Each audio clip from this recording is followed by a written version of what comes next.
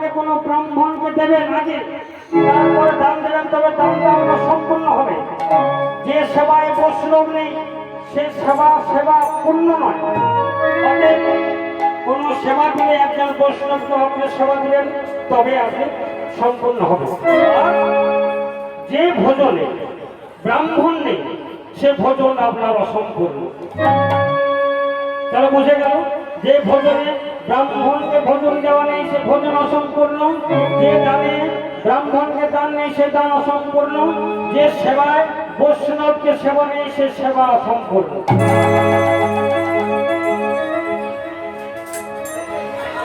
তাহলে কিছু দান গ্রহণ করলে আগে টুকুন দেয়। এখন তো ওই রাজনৈতিক ব্যবস্থা, বাড়িতে বাড়িতে টুকুন দিয়ে আসে, 10টার সময় চলে যাবেন ওই কি জায়গাটা কুলিয়া গ্রামে কুলিয়ায় সন্তোষ বাবুর বাড়িতে আজকে অন্নদানের ব্যবস্থা। তো সেই টুকুনটা ধরে নিতে হবে। তো সেই টুকুনটা ধরতে হলে কি করতে হবে? কৃষ্ণ কৃষ্ণ নাম কৃষ্ণ নামে করো, কৃষ্ণ নাম মধুর নাম কৃষ্ণ নামে করো, কৃষ্ণ নাম কৃষ্ণ নাম কৃষ্ণ নাম করো,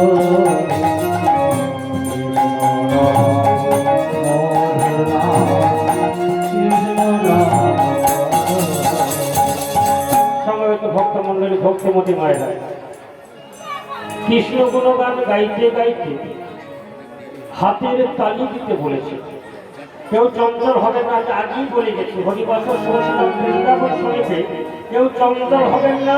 তাহলে কিন্তু দেখতে পাচ্ছেন আমি ছোট্ট যন্ত্রের কথা বলছি, এই তারের মধ্য দিয়ে মেশিনে যাচ্ছে, মেশিনের মধ্য দিয়ে জঙ্গে বক্সে চলে যাচ্ছে, তবে শুনতে সুবিধা হচ্ছে, তাই না? তারটা যদি আমি ছেদ করে দিই, তাহলে কি শুনতে পাবেন? কেন চঞ্চল হচ্ছে? এটাই তো মায়া। মায়াটাকে দূরে সরিয়ে দিই। মায়ার 1 নম্বরে কি আছে? ঘুম।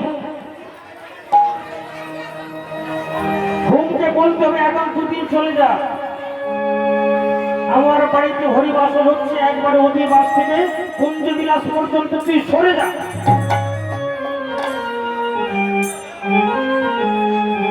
তবেই আমরা মান আর হুঁশ যুক্ত না। অনেকে বলে একাদশী করছি, আমি তো শুধু ফল আর দুধ খেয়ে থাকতে পারবো না। এই যে গেল একাদশী, গেল আগামী দিন, এই কালকে একাদশী গেল। অনেকে বলছে আমরা ওই ফল আর দুধ খেয়ে বসে থাকতে পারি না। এই আমার কাছে বস, আমি কিছু খাবো না, তোকে 24 ঘন্টা ঠাকুরের কথা শুনে যাও, আমার কাছে বস। তার মানে অভ্যাস, মানুষ অভ্যাসের কাজ। আমি নিজেকে যেমন শোয়াবো তেমন সইবে, আমি যেমন শোয়াবো না তেমন সইবে না। তাহলে শাস্ত্রকার বলছে যে হাতের তালি দিতে দিতে কৃষ্ণ গুণগান গাইলে হাতে রেখার পরিবর্তন করে দেবে। কে বলছেন? ভগবান। যে যদি কেউ হাতের তালি দিতে দিতে কৃষ্ণ গুণগান করে, আমি তার হাতের রেখার পরিবর্তন করে দেব। তাহলে আয়ু রেখাও আছে, মনে করলে তিনি আয়ু বাড়িয়ে দিতে পারেন। অকাল মৃত্যু আছে, মনে করলে তিনি অকাল মৃত্যু দূরে সরিয়ে দিতে পারেন।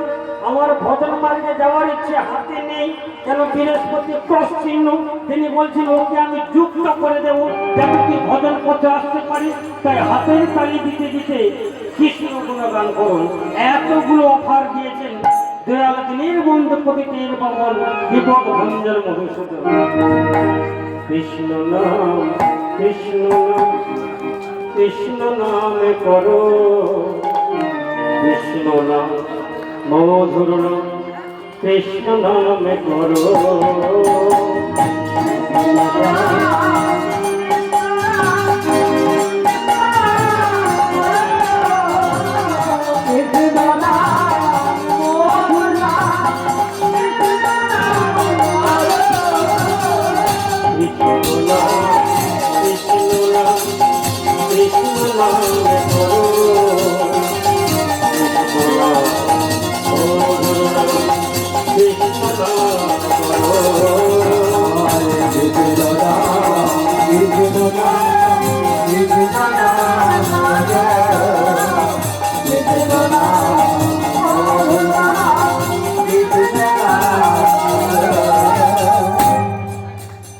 বিশ্বাস ভক্তমতী মায়েরা থামিয়ে দিচ্ছি। এবার একটু বলি, এই যে পাওয়ার হাউস, মাথাটা হলো পাওয়ার হাউস, আর এইখানটা হলো বম্ভরং। এই বম্ভরঙ্গের শিখা রাখেন ভক্ত। তাহলে এই পাওয়ার হাউসে সারা শরীরের মধ্যে যতগুলো নাট মানে ওই চ্যানেল তার, সেই তারগুলো সব এইখান দিয়ে এই ঘাড়ের ভিতর দিয়ে পাস। তাহলে ইলেকট্রিক অফিসটা হলো এই মাথা। তো হাতটা তুলে যদি এইভাবে কাজ মারি, তাহলে মারলে ওই নাটগুলো মানে শিরা অপশিরাগুলো তাহারগুলো মানে জড়াজড়ি হয়ে আছে, তো একটু ক্লিয়ার হয়ে যাবে। ক্লিয়ার হয়ে গেলে দেখবেন আর মাথা টিপ করবে না, শরীর হাই করবে না, প্রেশারও হাই করবে না, সব নর্মাল হয়ে যাবে। তো হাতের তালি দিতে দিতে উপরের থেকে মারতে বলছে একবার কৃষ্ণ নাম বলে হয় ভগবানের তরে, কৃষ্ণ নাম বলে হয় জল রবে, কৃষ্ণ নাম কৃষ্ণ নাম হয় ভগবানের তরে, কৃষ্ণ নাম বলে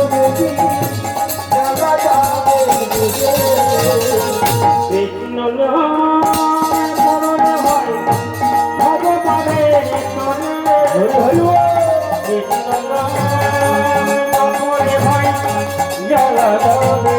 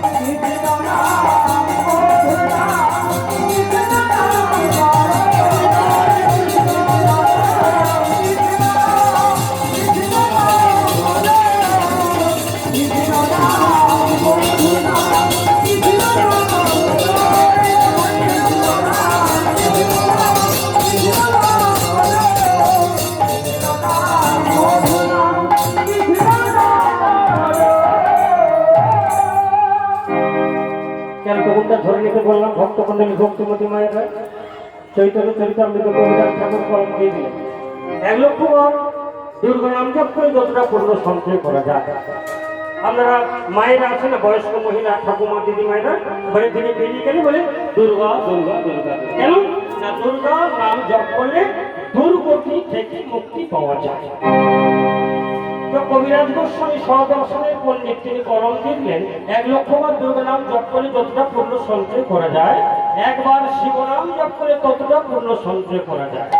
1 লক্ষ বার শিবনাম জপ করে যতটা পূর্ণ সঞ্চয় করা যায়, একবার রাম নাম জপ করে একই পূর্ণ সঞ্চয় করা যায়। 1 লক্ষ বার রাম নাম জপ করে যতটা পূর্ণ সঞ্চয় করা যায়, একবার কৃষ্ণ নাম জপ করে ততটা পূর্ণ সঞ্চয় করা যায়। 1 লক্ষ বার কৃষ্ণ নাম জপ করে যতটা পূর্ণ সঞ্চয় করা যায়, একবার রাধে নাম জপ করে পূর্ণ সঞ্চয় করা যায়। 1 লক্ষ বার রাধে নাম জপ করে যতটা পূর্ণ সঞ্চয় করা যায়। করি প্রেমময় দেবতা শ্রী হরি নাম একবার বললে একই পূর্ণ সঞ্চয় করা যায়।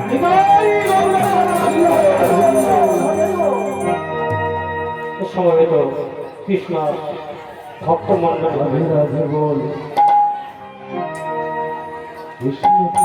আমাদের যে ভক্তের কথা বলতে চেয়েছি, ভক্ত হতে হলে কি লাগে? ভক্ত হতে হলে আমরা মনে করি একটি রাস্তার ধারে বা মোড়ের গায়ে একটি মন্দির নির্মাণ করতে হয় না, সেই মন্দিরে জয়পুর থেকে বিক্রি হয়ে প্রতিষ্ঠা করলাম বৃন্দাবনের ব্রজবাসী কর্তৃক, এবং নিজে আমি সেই ব্রজবাসী কর্তৃক দীক্ষা গ্রহণ করব। দীক্ষা গ্রহণ করে মন্দিরের ভেতরে শুভ্র বস্ত্র পরিধান করে তুলসী পুষ্প চয়ন করে কুশাসনে বসে ভালো ধূপের কাঠে জেগে 5000 টাকা দামি চন্দন কাঠের চন্দন লেপন করে গুরুদেবের দেওয়া মন্ত্রে গোবিন্দ চরণে তুলসী পুষ্প চয়ন করলো, অর্পণ করলো। অর্পণ করার পরে অঙ্গের সেবা এবং শিখা রাখলাম মস্তকে, কণ্ঠে কণ্ঠে বাঁধলাম। সকল ধর্মকে অবলম্বন করে একবারে অনুরাগের মধ্য দিয়ে আমি ভজন সফর চালিয়ে যাচ্ছি। কিন্তু আমার প্রশ্ন, যদি এতে করে সবাই গোবিন্দ লাভ করত, সবাই গোবিন্দ লাভ করতে পেত, তাহলে এইভাবে সবাই পেত।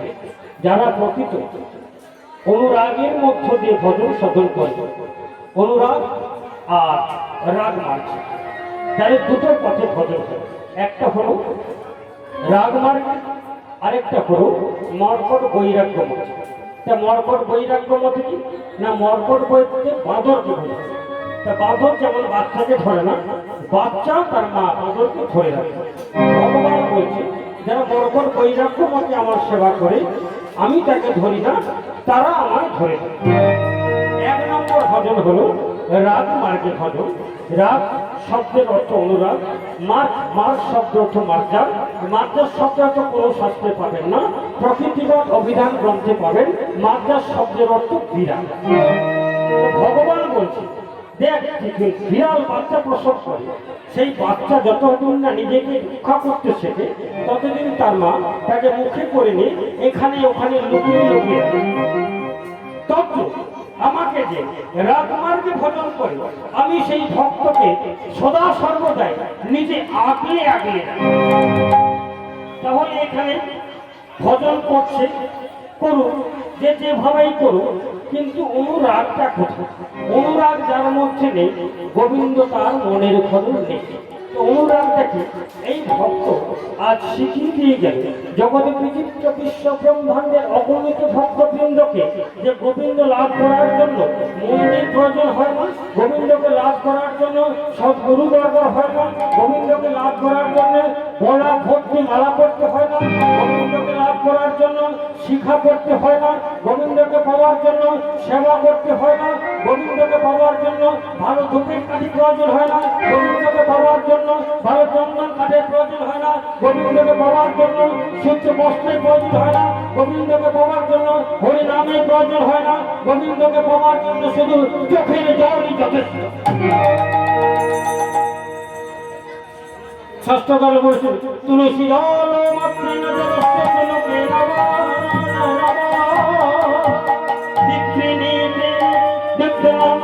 ভক্তির মুক্ত বৎসল্য।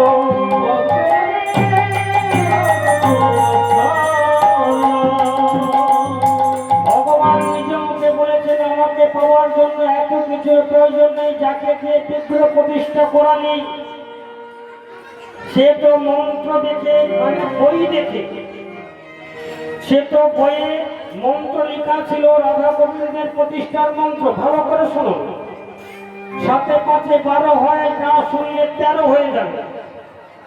গোবিন্দ রাধা গোবিন্দ বিগ্রহের প্রতিষ্ঠার মন্ত্র বইয়ে লেখা ছিল। সেই ব্রজবাসী সেই বই দেখে মন্ত্র উচ্চারণ করে, দুধ আমার ফুল খরচা করে, 10 কেজি ঘি করে, 40 কেজি আম কাঠ জ্বালিয়ে সে করে গেল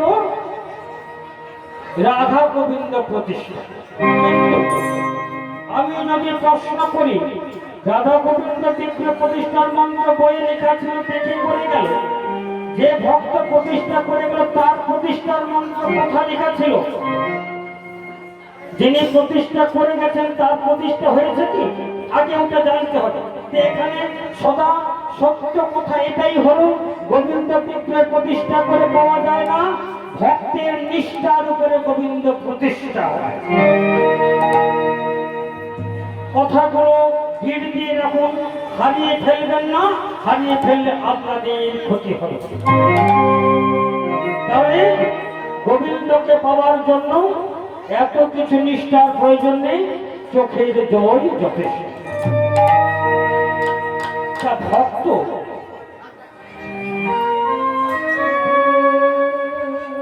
একটা গ্রামে জীবনযাপন করতেন, গ্রামটির নাম বিষ্ণুপুর।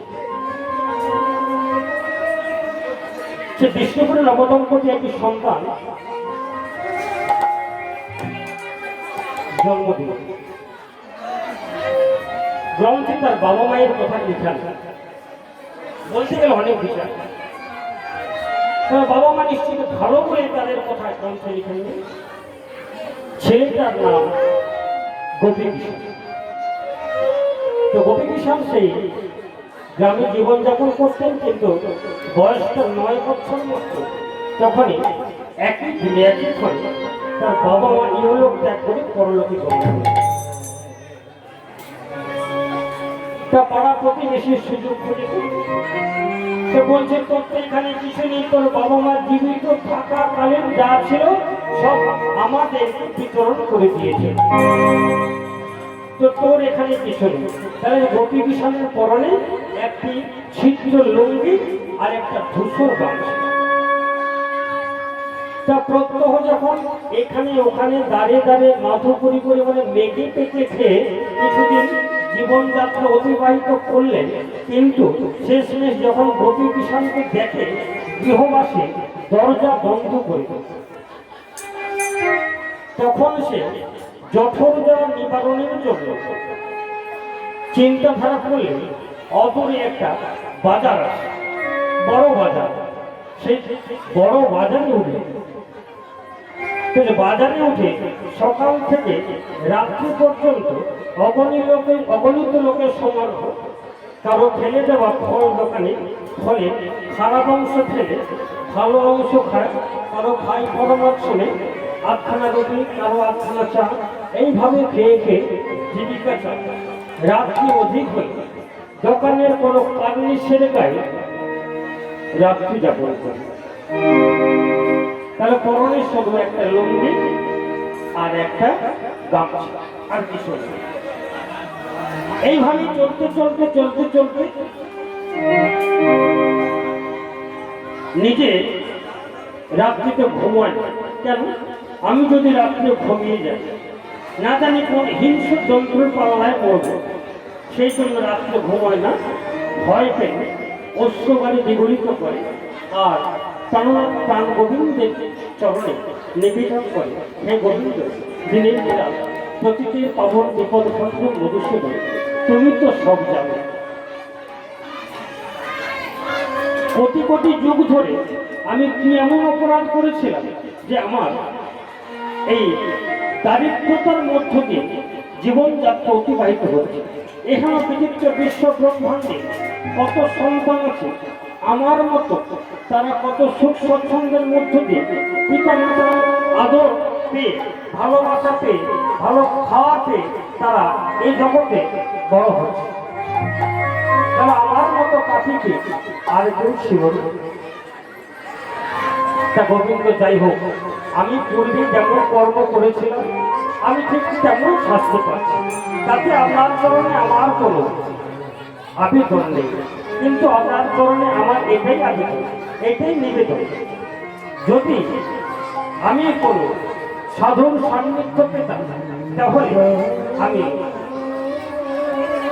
সাধুগুরুর চরণ আশ্রয় করে তুমি কে বা আমার সৃষ্টিটা কেন, এই জগৎ বিচিত্র বিশ্ব ব্রহ্মাণ্ডের নর মানে মানুষ, আমরা জন্মগ্রহণ করেছি।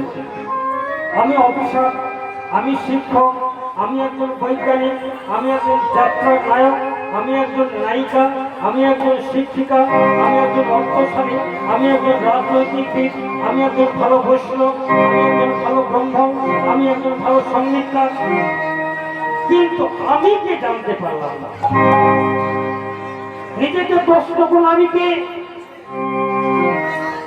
আমি কোথায় ছিলাম, আমি কি করে এলাম, পরে কোথায় যাব। এই ধরিত্রীর বুকে আসা আমার শেষ আশা নয়।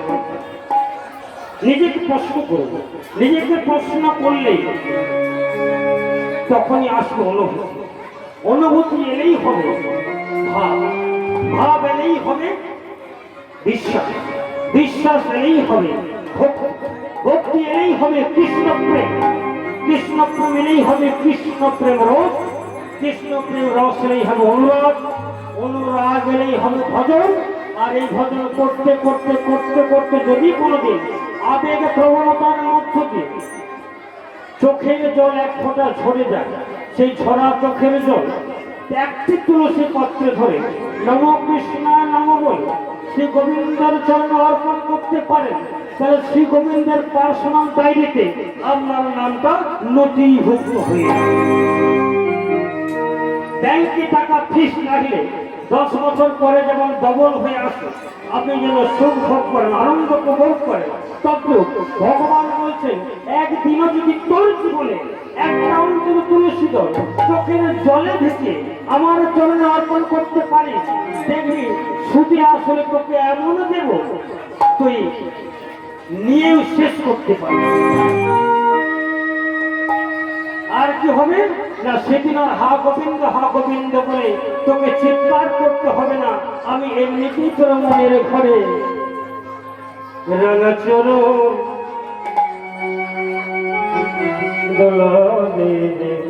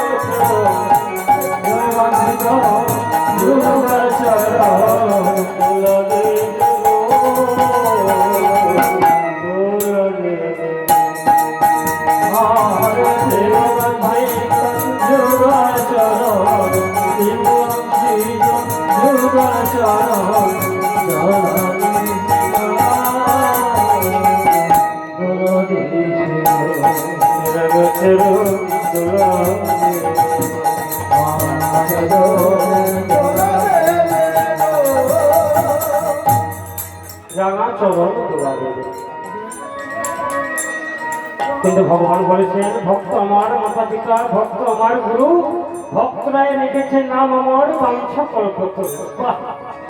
ভক্ত বলছে ভগবান নিজে মুখে বলেছিলেন কিনা তাই। ভক্ত আমার মাতা পিতা, ভক্ত আমার গুরু, ভক্তরাই রেখেছেন নাম আমার বাঞ্ছা কল্পতরু। সকাল সন্ধ্যা বেলা তার কাছে মাথা ঠুকে বলে এই শালা গায়ক তো বড় চেটেন কথা বলি।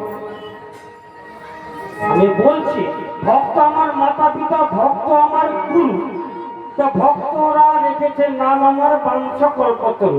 পথ পেরিয়ে যাওয়ার সময় গোবিন্দ চরণে মাথাটা ঠুকে আমি গাড়ি কিনবো তাকে একটু বলে, আমি বিয়ে করতে যাবো তাকে একটু বলে, আমি লাভ ম্যানেজ করবো ফোনে চ্যাট করেছি তাকে একটু বলেছে, আমি আজকে মাংস খাবো তাকে একটু বলেছে, বলেন তাহলে আপনার মুখে কথা বলাও সাজে না। ভক্ত আমার মাতা পিতা, ভক্ত আমার গুরু, ভক্তরাই রেখেছেন নাম আমার বাঞ্ছা কল্পতরু। ভগবান বলছে ঠিক, সেই জন্য গোপী কিষান অধিক রাত থেকে চোখের জল ফেলে যখন গোবিন্দকে বলে যে আমার মতো পাখি কি আর কেউ নেই, যদি সদ্গুরু পেতাম, সদ্গুরুর চরণ আশ্রয় করে তুমি কে, আমাকে কেনই বা সৃষ্টি করেছো আমি জানতাম। তো ভগবান বলছে আর তো দেরি করে যাবে না, তাহলে একে তো গুরু রূপে কাউকে পাঠিয়ে এর দেহটা সিদ্ধ করাতে হবে। সেই রাত্রিবেলা কৃষ্ণ গুণগান গাইতে গাইতে একদম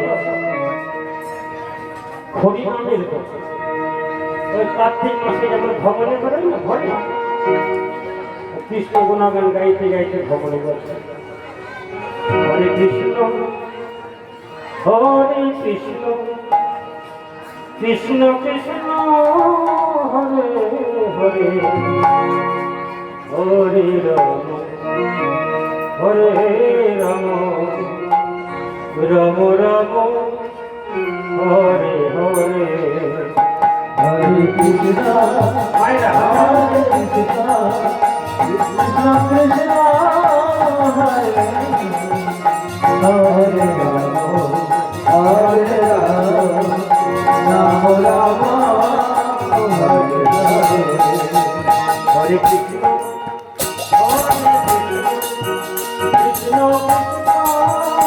হরে হরে হরে রাম হরে রাম রাম রাম হরে হরে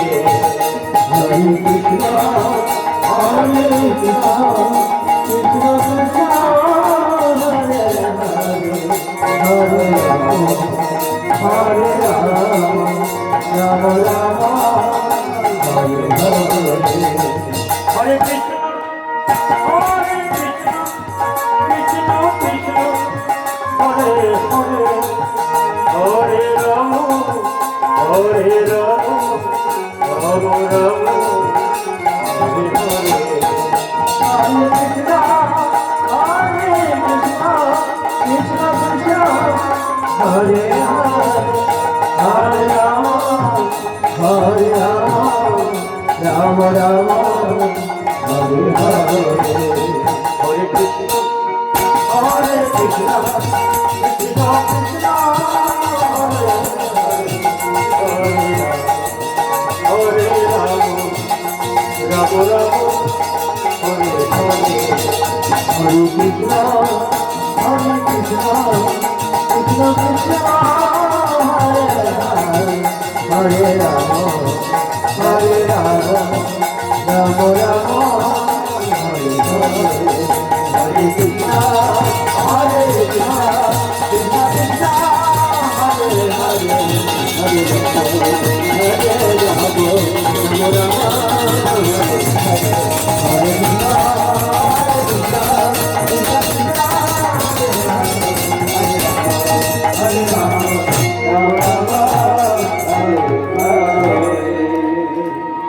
স্মরণ হলো আর ওই দোকানের কার্নিসের গায়ে ঘনি আছে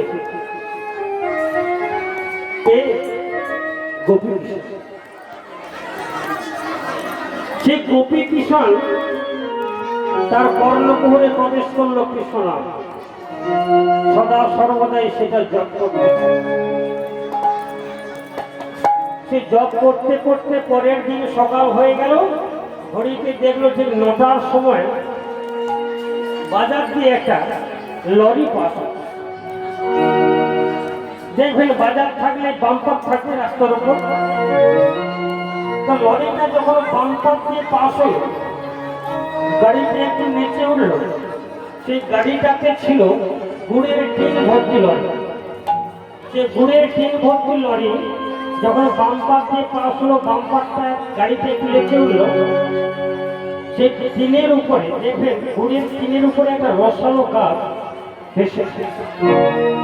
সে রসালো গাছটা চলতে পড়লো দুর্গন্ধযুক্ত পথের উপর। গোপী কিষাণ ছুটে এসে সেই দুর্গন্ধযুক্ত পথের উপর থেকে আঙুলে করে করে সেই গুড়ের রসালো গাছ তুলে চেখে দিল।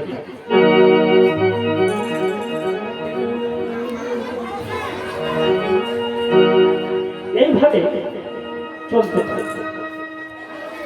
কি সুন্দর ভক্তমন্ডলী মায়ের, অগণিত ভক্ত, অগণিত ব্যক্তি, অগণিত শুদ্ধ ব্যক্তি পথ ধরে যাচ্ছে। দেখে দেখে একটা বালক দুর্গন্ধযুক্ত পথে পড়ে যাওয়া গুড়ের রসালো গাছ আঙুলে করে তুলে চেটে চলে। কোন শহীদ ব্যক্তির হৃদয়ে জাগলো না, কিন্তু মহাপ্রভুকে প্রশ্ন করেছিলেন সনাতন গোস্বামী, প্রভু ধর্ম বলতে কি? মহাপ্রভু বলেছিলেন জীবে দয়া নামে রুচি প্রসাদ সেব ইহা বই ধর্ম নাই শোনো, ইহা বই ধর্ম নাই শোনো শোনো। জীবে দয়া নামে রুচি প্রসাদ সেব ইহা বই ধর্ম নাই শোনো শোনো। কিন্তু কারো জীবে দয়া জাগলো না। একজন অফিসার দুদিন লক্ষ্য করার পর ভাবলেন এই ছেলেটার বোধ হয় মিষ্টি খাবার বড্ড স্বাদ লেগে। এই ছেলেটাকে অফিস যাওয়ার আগে হাতে ধরে নিয়ে গিয়ে একটি ভালো সুইটার সে নিয়ে গিয়ে বললেন, এই দোকানদার, যত রকম ভালো মিষ্টি আছে দুটো করে একটা প্লেটে করে দাও তো। ছেলেটাকে বলছি, আরে শোন, তুই এই মিষ্টিগুলো খেয়ে নে, তবে দুর্গন্ধযুক্ত পথে পড়ে যাওয়া রসালো গুড়ের কাপ তুলে খাস, কেন শরীর খারাপ। দোকানে পয়সা দিয়ে চলে গেল, কিন্তু কম্পিটিশন আবার তাকিয়ে রয়েছে ঘড়িটার দিকে, কবে তারপরের দিন সকাল 9টা বাজবে ওই কুড়ির দিন ভর্তি লরি বাম্পার দিয়ে পাশ হবে। রসালো গাদ পড়ে যাওয়া দুর্গন্ধযুক্ত পথ থেকে আঙুলে করে তুলে চেখে যেতে।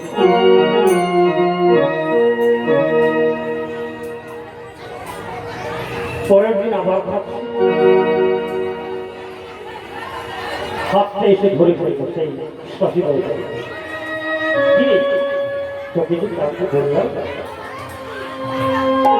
তোকে যে কালকে বললাম, দুর্গন্ধযুক্ত থেকে কিছু কুড়িয়ে খাবে,